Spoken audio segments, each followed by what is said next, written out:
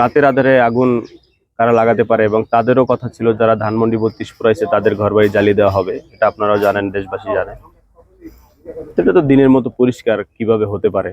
রাতের আধারে আমার বাড়ি পুরাই দেওয়া হয়েছে। বাড়ির ভিতরে আমার বাবা মা ছিল, আমার ভাই ছিল, ভাবি ছিল, ৪ মাসের ভাতিজি ছিল, ৪ বছরের ভাতিজা ছিল।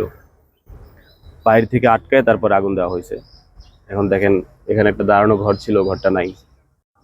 এই যে আপনার বাড়িতে এর আগেও অনেকবার হামলা হয়েছে আমরা শুনেছি। এই সম্পর্কে আমরা জানতে চাই এবং আপনি কোনো আইনের কোনো আশ্রয় নিয়েছেন কিনা? আইনের আশ্রয়ে নেওয়া হয়েছে। থানা থেকে তদন্ত অফিসার কলাপাড়া থানার টিওনো মহোদয় আসছিল, এখনো আছেন। আমি কথা বলতে বলতে ক্লান্ত আসলে। তো আমি তো আসলে জুলাই আগস্টের ফ্রন্টের একজন যোদ্ধা। ধানমন্ডি ৩২ আমি ফ্রন্টেই ছিলাম।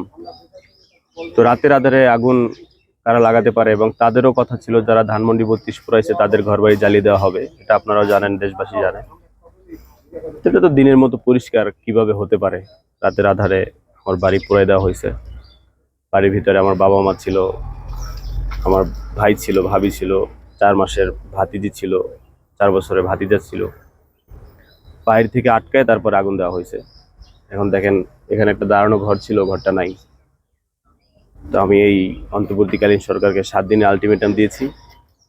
৭ দিনের ভিতরে দোষীদের শনাক্ত করে আইনের আওতায় আনতে হবে এবং আমার ঘর পুনর্গঠন করে দিতে হবে, নতুবা ৭ দিনের মাথায় আমি রাজপথে আমি একাই লড়বো ইনশাল্লাহ।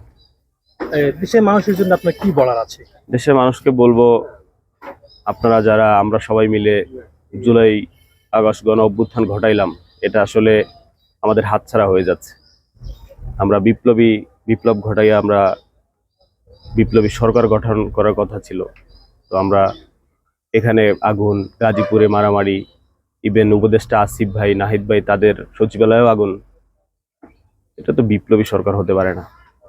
বিপ্লব ঘটাইয়া জীবন বাজি রেখে আমরা যুদ্ধ করেছি, কথা বলেছি, লড়াই করেছি, মিছিল করেছি। সেখানে বিপ্লবী সরকার আরো আগুন হওয়ার কথা ছিল।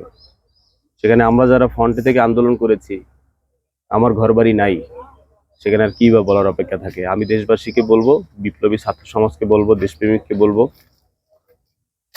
আপনারা প্রস্তুত হন নিজের জন্য, দেশের জন্য। আজকে আমারটা পড়ছে, কালকে আপনারটা পড়বে, সুতরাং সেই স্কোপ দেওয়া যাবে না। খুনি স্বৈরাচার দেশ থেকে চলে গেছে, বাট তাদের বিষ দাঁত এখনো আমাদেরকে কামড়াচ্ছে, কামড়িয়ে খেয়ে ফেলছে। সুতরাং আমার ৭ দিনের আলটিমেটাম, ৭ দিনের মাথায় গিয়ে আমি রাজপথে আমি একাই দাঁড়াবো এবং আমি বিপ্লবী মানুষ, বিপ্লবী ছাত্র সমাজ, সাধারণ মানুষ, দেশপ্রেমিকদের সাথে নিয়ে আমি দরকার হয় বিপ্লবী সরকারকে আমি ডাক দিব, দেশের জন্য, দেশকে ভালো রাখার জন্য। আপনি এই আগুন লাগার আগে বা পরে কোনো হুমকি পেয়েছেন কিনা?